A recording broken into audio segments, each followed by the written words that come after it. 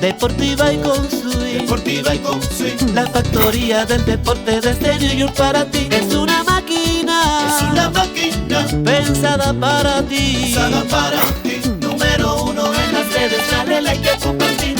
Con informaciones importantes siempre frescas. Y con entrevistas que te ponen de cabeza. Lo mejor del deporte lo encontrarás aquí. Búscale en las redes, dale like y compartir. Suscríbete, Ay sí, infórmate. ok. Dale a la campana para que te llegue. Well, it's man, faced him for 7 straight games, and we really didn't have a good answer for him. He's super disciplined. I think sometimes with great hitters, it doesn't matter about leverage, because if they get the pitch that they want to hit, they'll swing at it regardless of the count. But that guy just forces you to be inside the strike zone, and so that's tough, because I feel like he will take his walks. At least in the World Series, he would take his walks, and he had protection behind him, so it was tough. Covers the high fastball, covers the slider in the strike zone, covers change of speeds. Maybe he's susceptible to a miss hit every once in a while, but you're pretty much going for a miss hit, or you're trying to get a call, or trying to surprise him and make a good pitch on the corner. That's pretty much your only shot. Gerrit, in a big spot, is he the guy you'd like to see missed? Because he has that combo that he won't go out of the zone, but if you go in the zone, he can do such a job. Oh, I don't know. I mean, he's up there. I mean, there's a lot of good guys here, because even though, Rafi kind of goes out of the zone a little bit, he hits everything out of the zone, so it really doesn't matter. Guerrero, tough. Everything just comes off the bat hard. Obviously, Trout's, pretty intimidating. Shohei, same thing. So he's up there. I'd say there's probably 5 or 6 of them in the mix, and whichever one is going hot at the time is probably the one, but they kind of probably rotate. I think your team should move heaven, earth, and a lot of prospects. I think any team should win heaven and earth to get a lot of and go get them. And I think the Nationals should keep trying. I don't know why you wouldn't. Can I ask Aaron Judge? Yes, of course. Could it have gone much better for Gerrit in the first half of the season than it's gone? Yeah, if you ask him, I think so. He always wants to get better. He's had a lot of success. He's been beaten a few times. I mean, not egregiously, but enough to, be made aware of he wants to get better at this for the second half, or the second time he faces somebody. So to me, when I think about him, I just you got to finish in this town, and you got to finish the whole season.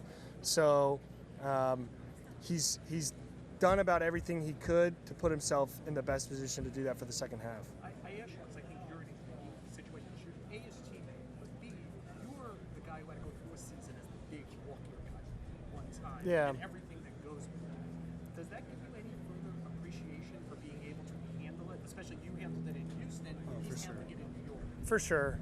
But I think, and he'll tell you the same thing, is that when you have a good team around you, that's a blessing to have to do that, to be able to do that with the support of your teammates. I know I benefited greatly from the support of my teammates in Houston, and not just rooting for each other, but all competing for a common goal keeps your focus away from things that can distract you negatively. And we finished the first half of the season. Tim LaCastro gets the belt, and it's great job, guys. We haven't done anything. We got a lot of work to do. And so that mentality that I was fortunate enough to play in my walk here, and he has as well, is definitely a blessing. Not that it's a cure-all to things that kind of creep in your head, or the challenges that you face and the extra pressure, because those are still there. It's just it's a fun. It makes baseball more of an outlet, and you just enjoy it. And that's how we all play best. You got it. What's your favorite personal All-Star game memory? Personal All-Star game memory. I think just like the first one, just in general. It was Brandon's first one too. We had both our families in, and at that time, you know, Braylon was only the oldest one that could get on the field, and so Brandon and I soaked it up for the home run derby. Todd Frazier won it. That's been I pitched that game. That's been my favorite one. Yeah. And then any one growing up, All-Star game home run derby memory? Oh, the one in Fenway. Yeah. 98, right? Yeah. Yeah. Garrett, where do you stand on the potential for an automated strike zone in a couple of years? Whatever. Let's do it. Do you think there could be some? I think it's inevitable. So I don't have an opinion on it. I'll just adjust when we get it. Okay, thank you. Yeah. Hey Garrett, how's it going? Yeah. Good. How are you? Be social. Good. Got our mini mic. Yes. Perfect. Got the mini mic. All right, good. So, hard-hitting questions. First one is it have a catch or play catch?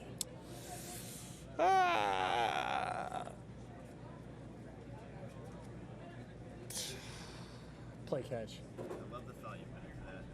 If you have a I've used both. So, yeah.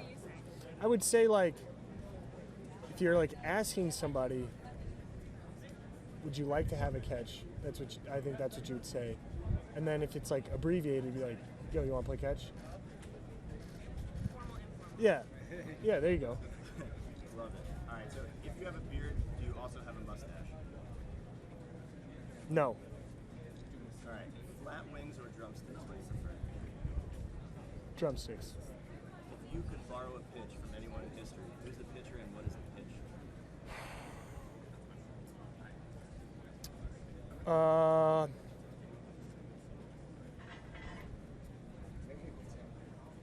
I think it's right over here. I think I'd borrow Clayton's curveball, to be honest. Awesome. If you strike out the side, does it have to be in order or 3 Ks at any point in the inning? Oh, I'd actually never thought about that.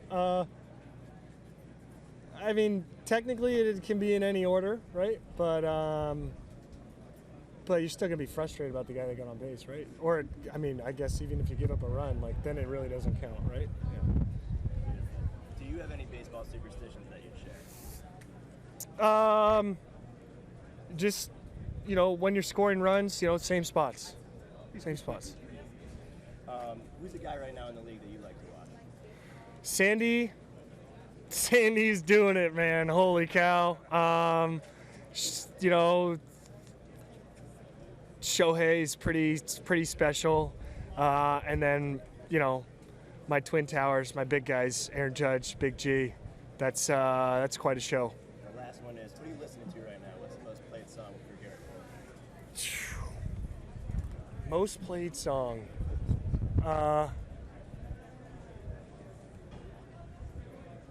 We play the song after we win every time, and we've won a lot. And it's something that goes like, I don't remember. I don't know the name of it, but I could sing it. But I'm not gonna sing it because it's in Spanish, and so I'm not gonna sing it. But that's the song. That's probably not a good answer. I'll say. I mean, I've been heavy on Drake this year so far. Yeah, been heavy on Drake. Beautiful. Thank you so Yep. much for being on the mini mic. You got it. I'm the TV token of the Yeah, he's been here. Sorry. Yep. You've changed a lot. You've changed a little bit over your career. You've had major adjustments. Is Yeah. what I'm trying to say. Is there one adjustment that you kind of don't point to as being like a big difference, like getting up in the zone? To be honest, the 4-seam. Yeah, man, the 4-seam. Yeah. It benefited me from a health perspective, from a like efficient. It's just more. It's an easier stroke for me to throw, and then and I've said this a bunch of times. You know, the same principles that make a good 4-seam are the same principles that make good curveballs, sliders, cutters, breaking balls in general. Got to be behind the ball. Got to be on top of the ball, and so like getting that pitch, being a more efficient pitch, costing me less on every rep, and then those cues filtering into my other pitches kind of made the repertoire what it is. And I continue to tinker with it, but making that the number one was the biggest thing. Give a coach some love on that process for you? Yeah, he's over there. He plays for the Astros, and his name's Justin, and he helped me quite a bit. And Brent Strom, really, and Josh Miller, they both sat me down, along with a few other guys. I mean, maybe my second or third day there in Astros camp, and showed me the difference in my 4-seam that I had thrown in 2017 and my 2-seam, and why I should flip the usage pretty much like the exact opposite. Yeah, you got it. Hi, New Yorker, huge fan. Awesome. TV Tokyo at home to speak Cool. on behalf of. So the many Japanese fans are excited about this moment and looking forward to see you play as well. What do you expect in this whole stop? I'm expecting just a great game, great weather, obviously here in LA, and maybe some big hits, exciting home run derby, some hard fastballs. We've got a lot of good pitchers out there. You're going to be playing with Ohtani this time. What do you think? Yeah, Ohtani is pretty magical and I think inspiring for all of us. So we all dreamed of hitting and playing in the big leagues, and he's been the first one to do it. So I think we all kind of, a little part of us are a big fan. Some rumor that maybe Ohtani might trade, becoming the Yankees. That'd be great. I like that rumor. Let's keep it going. Thank you. Thank you very much. What about the Soto rumor? You like that one? Yeah, I love that rumor too. These type of rumors, I think we need to make sure we keep them on the front page and remind. What? Well, Soto and Ohtani to the Yankees. I don't know. I definitely heard the Soto on the market piece. I didn't hear about that, but if you're telling me, then I mean, all I can do is praying hand emoji, right? So now that you have a minute to step away from the grind of the season, even just for a moment away from the team, how do you reflect on how you pitched and how the Yankees have played so far? Yeah, I think that we've done a pretty good job. I think that Aaron says it. I feel like we're kind of on a tape recorder a little bit, but we're just so cognizant of what our real goal is. Not that we're not proud of what we did, not that we're not encouraging each other to continue and rooting for each other to perform well. There are some things in the first half that I think that we'll probably circle back around here the next couple days as we start the second half that we'll want to improve on. For sure, we're self-evaluating. And, for me personally, I mean, my answer to that would not much different than what the answer is for the team in general. So, for a team that starts so well like that, you've been on good teams before. What are some of the things that then you have to be careful about, pitfalls, to make sure that continues in the second half? Yeah, I mean, I think over generally complacency comes to mind. Although I don't think that anybody in our room is very complacent. But it's just the league is just constantly chewing up information, always looking for an edge. So you have to find that balance of sticking to your strengths but being forward thinking at the same time to try to stay ahead of what your opponent's going to throw at you. And I think that there's a lot of different edges to be gained throughout all aspects of the game. So that's the challenge of it, is to make sure your base running's on point, you're playing clean ball. You got to play clean ball in this league. Your approach at the plate is disciplined, yet it's aggressive. You don't, and from a pitching standpoint, you got to know where your outs are, you got to know what your strengths are, and we got to keep communicating, and know that offenses and other pitching staffs are going to adjust to how we've had success so far this year, and so we are going to take some punches, and how we absorb those and move forward is also important as well. And finally, just what do you see now in a half a season of the main differences between the Yankees last year and the Yankees this year? Attention to detail. Yeah, I mean, running game, picks to first, picks to second. On the offensive side, bags, first to thirds. Somehow Glaber's invisible all the time. It's unbelievable. He seems to have a knack for that. That's been magical. Defense, everybody's grinding at it too. G, Carp, even the guys that aren't in there all the time are still working. And then continuity throughout the lineup in terms of the conversations, and continuity throughout the defense, and that includes pitching in terms of how we're attacking people. how we've attacked people from the start of the game. So, and then to the finish of the game as the relievers come in, Trevi and Higgy do a great job of bringing that together. So we have more athleticism to do those things, and then we have the want to do those things. So that's the biggest difference. We're equipped and we're focused. Sorry. Yep. What is the sort of stat or stats that you look at to see what kind of season you're having that you wish fans paid attention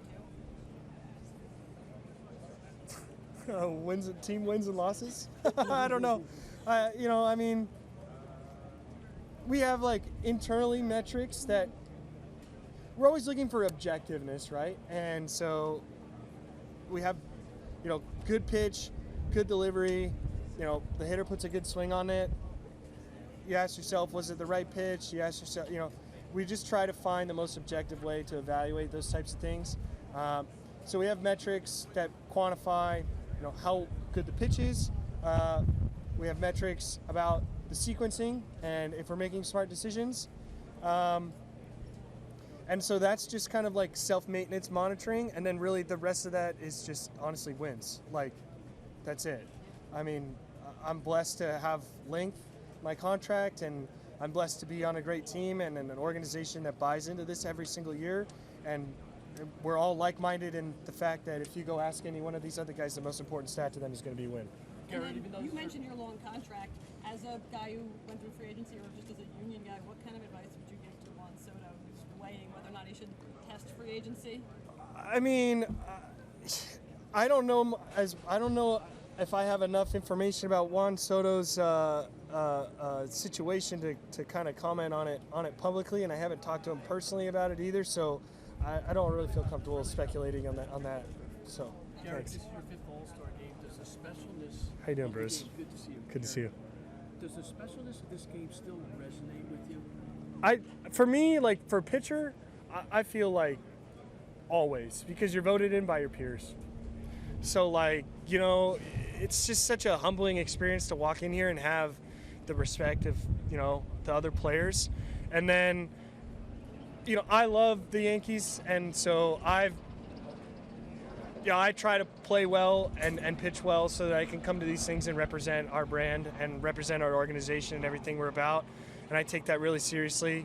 And then, there's the family aspect of it too. I have a son now, and so these moments are special for us. And so those 3 things, it's just like it never gets old. Gerrit, second half of the season, what are you looking for from your ball club? Just more of the same, more good play. I think that there are going to be some adjustments by our opponents going into the second half, and we're going to need to find that balance between doing what we do best and counterpunching what other teams that do things well throw at us. We're going to need to be resilient when we fail, because that's coming, and how we get through that is going to determine how well, how much success we have when all is on the line. We're very well aware of the fact that we have a common goal, and that's to hoist a trophy at the end of the year. And so, although we're proud of what we've done, and we're very excited and looking forward to the future, but that's the goal, and so we haven't accomplished it yet. And are you looking for the same consistency that you showed in the part of the first half of the season? I think so. I mean, there are some parts of consistency that I think are going to be outside of your control. You run into a guy like JV, or you run into guys, that are hot or really swinging well. Sometimes there's not a whole lot that you can do, but the consistency aspect of it is going to be how you respond to when that situation comes up. Because in my experience, when we play in the playoffs, I mean, I've never swept anybody, and absorbing the tough losses is almost just as important as the wins, to be honest. Gerrit, I work for House of Highlights, very basketball-oriented audience. We're asking people what's more fun to watch, the Home Run Derby or the NBA Slam Dunk Contest. I think I know your answer, but I want to hear why it's the Home Run Derby. Well, I am an awful shot. I can't really shoot a basketball at all. So that's probably why I lean towards the Home Run Derby. I don't know. To me, there's something me, there's something magical about the ability to have this ridiculous hand-eye coordination and then ridiculous amount of power. Like, it's just a combination of those two aspects that are kind of beautiful. I think sometimes you see it in tennis a little bit too, as another sport that has those type of things. And maybe I'm just not educated enough on basketball. Maybe there is, like, you know, a finite level of hand-eye there when you're going for a slam dunk. But I mean, I can't even make a layup, so I'm probably the wrong person to ask. And you think Judge and Stanton would put on a show in a slam dunk contest? They got the height. They definitely got the height, yeah, for sure. And I know they put on a show in BP because I get to watch it every day. Thanks, Gerrit. Hey, Gerrit. Hey, how are you, dude? Good to see you. I didn't expect you to be here. Well, you know, I'm not going to duck it. I got questions to answer. Ah, good. I'll catch up with you after this. All right. Yeah. Gerrit. Good. How are you? Good. Good to see you. Good to see you. I know war exists, but like, how do you quantify it, Otani? Like, is there a way to like put it into numbers or anything? It's tough to. Yeah, it's tough to say. I don't know. Is war a good metric? I don't know. I think like.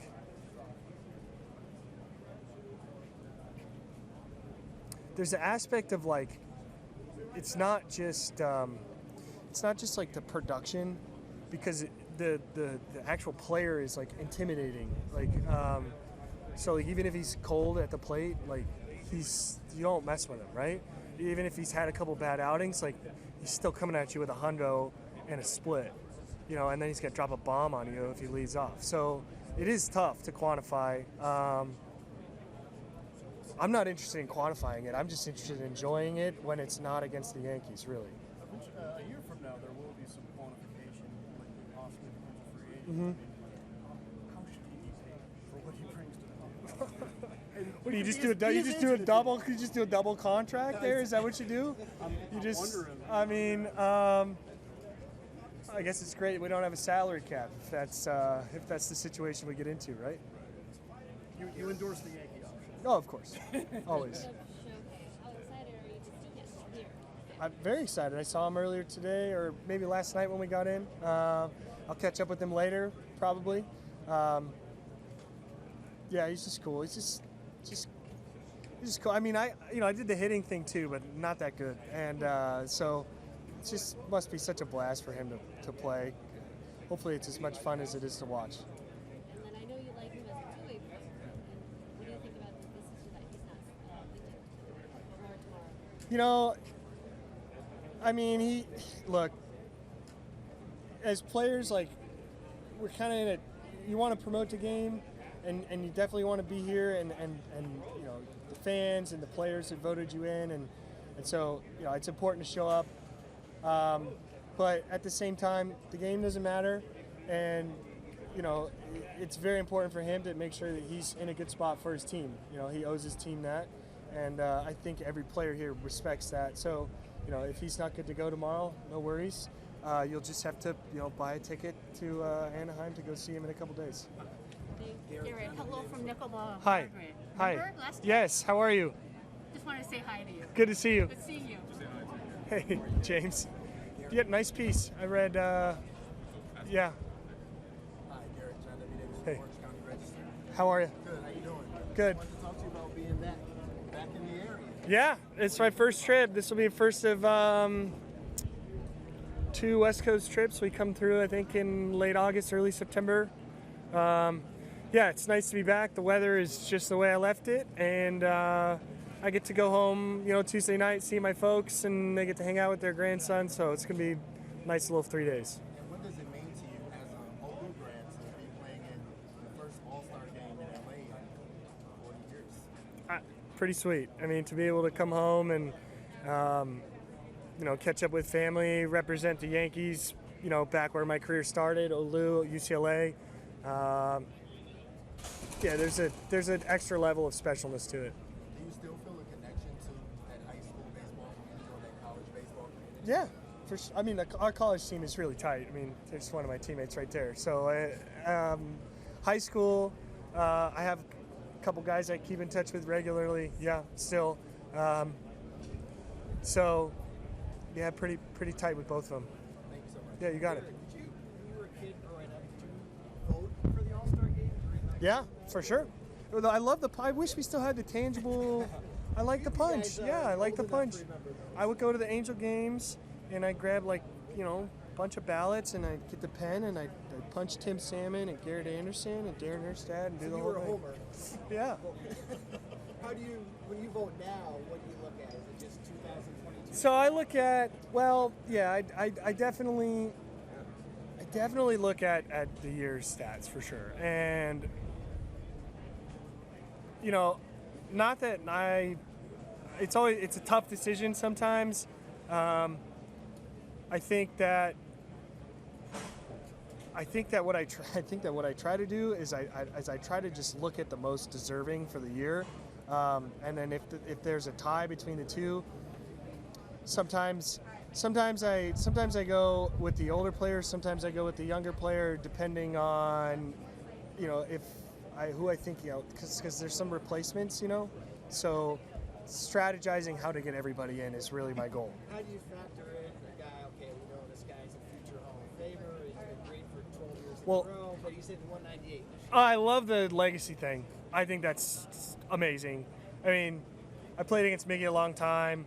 You know, to sit with him on the bus and chat with him is pretty cool because usually we just, you know, talk in passing, either on the field or in BP. And then, you know, sometimes, you know, unless you're JV or whatever, like, you know, at the end of your career, you know, you maybe aren't putting up electric first halves, you know, to get you voted into this thing on merit. But there's like so much knowledge that those types of players can, you know, inflict on some of the younger players, the first time players especially, meeting some of their heroes. And it's like that circle of information is only going to be good for the product down the line. If one or two of these guys can pick up a hitting tip from Miggy or Albert, if one of these arms can pick something up from JV, like, you know, that's what makes the game great and continues to feed, you know, a good product going forward. So that's really good. Maybe consider expanding that. Like maybe you do a pitcher and a hitter every year. Yeah, certainly. You know, as long as it's not at the expense of the regular roster, absolutely. Yeah. You have to forgive me for asking a Shohei question because I know it's like my 15th one today. I know, but you're a student. Of it. What does he do well as a pitcher? He attacks the strike zone, really. I mean, he pressures you. He's probably got a, you know, maybe an obscured view of how hard it is to hit since he's so good at it. He probably thinks it's a little easier than most people do, but he attacks the strike zone, and he puts pressure on the opponents. And then, you know, if he gives up a couple runs, he comes back up to the dish and then gets his own and fixes it. Mike Trout just said a moment ago that he's going to be a part of the World Baseball Classic coming up next year. Is that something that you would entertain or possibly want to participate in? I actually haven't put any thought into it, but I wouldn't rule it out. Yeah. Thanks. Good to see you, Trey. What do you make of a franchise player like Juan Soto being available at like 23 for teams to be able to get? Exciting? I mean, is it shocking that something like that would happen, or not so much these days? I don't know. I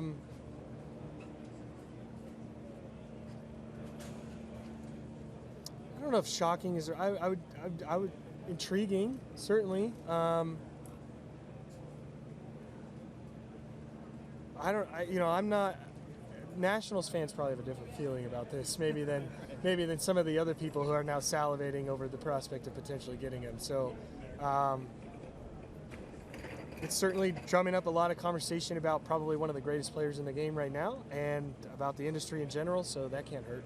I mean, with the trade deadline coming up, is that something you as a player think about your team getting? Yeah, I mean, I hope we get everybody. Yeah, you know, Dave. Come on. Right. I mean, so yeah, that guy's good. I would love to have him. We see all the action on the field against you pitching against other teams. Behind the scenes, who on the Yankees gives you the most trouble when you guys go one-on-one? Probably Tony. It's a card table back and forth. Tony and JD. They're, you know, they get all braggadocio and hot over there, and then somehow they pull out some full house out of their butt, and then it takes my money. Then I get worn out about it. So it's always good to have a guy like Rizzo around, keep everybody level-headed. Absolutely. And with the Derby tonight, I want to hear your predictions. I want to hear who you think is hitting the furthest ball and how far is it going. I don't know the field. Sorry. Do you have a shit? Soto? Seager, who else I'm missing? Alonso.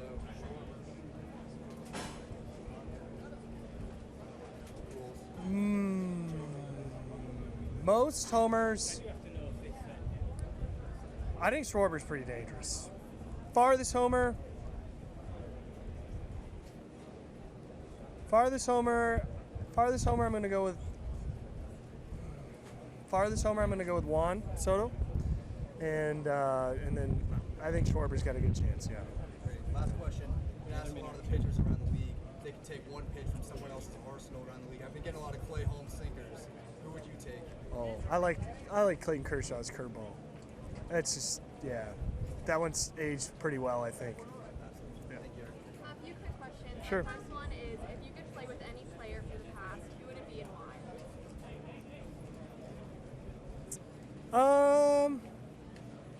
Any player. I feel like I'd like to play with Yogi. He's pretty good at winning World Series. Yeah, so that would be pretty good for me. And then, what's your all-time favorite walk-up song? I don't. It's hard to beat Enter Sandman for Mo. Yeah. And then, lastly, Going all Yankees here. Shoot. Am I biased? I don't know. do you have a favorite social media app? No, I don't. Sorry.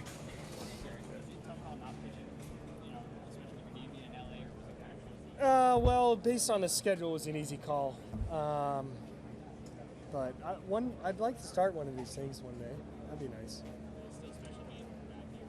Yeah, it's special coming home, seeing my family, and just I'm fulfilling your duties, answering questions, shaking hands, being supportive, and just contributing to the overall event. Sorry, somebody asked. Did you pitch here at college?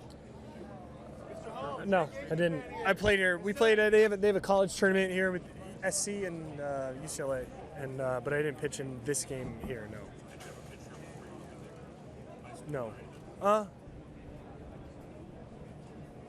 No, I've hit here actually. Yeah, I think. Yeah, I don't think it went well. Gerrit, in 17, Verlander gets traded to Houston, puts him over the top. Mookie goes to the Dodgers at 20, puts him over the top. Is Soto that type of player? Yes. That you look at him and say, I don't want him going to Houston. I don't want him. Where I really don't want him going. I don't want him going up to Boston. But I mean, I don't want him going. If he's gonna go, I want him to come to us. Yeah, but he's that type of player that.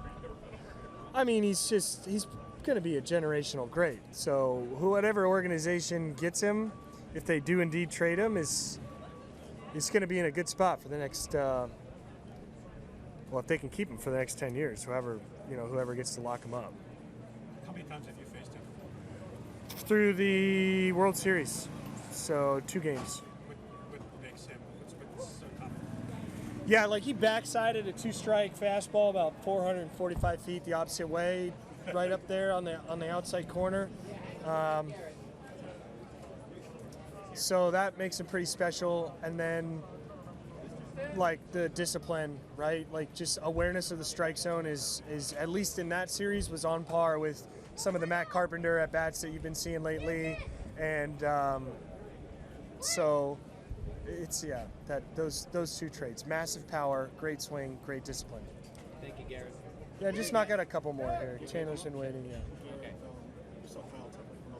Yes. What is it like to see him blossom and do the All-Star? Really cool. Very well deserving. He just keeps getting better and better. Like he had a lot of expectations coming up, and. He didn't have like that immediate like takeoff success, right? Like he contributed, but he continues to refine his approach, and not just at the plate, but on defense. Like, I was blown away with that catch that he made in New York. So the first thing I told him when I saw him today was like, you know, because I always knew he could swing it, but like, you know, balls to the wall, into the fence there, like new park, like a lot of special things going on with that catch. And, you know, so, and I saw him like up, down, him and Miles Straw were like best friends, and now they're both established, and it's cool to see. It's cool to see for me. Yep. Aquí, en medio de la rivalidad Red Sox-Yankees, tengo que mandarle un saludo a todos los que ven la máquina deportiva. La máquina son ustedes, que tienen los motores encendidos y siguiendo béisbol, deporte, todos los días del año. Así que un beso para ustedes, soy Carolina Guillén, y un regalito para los fanáticos.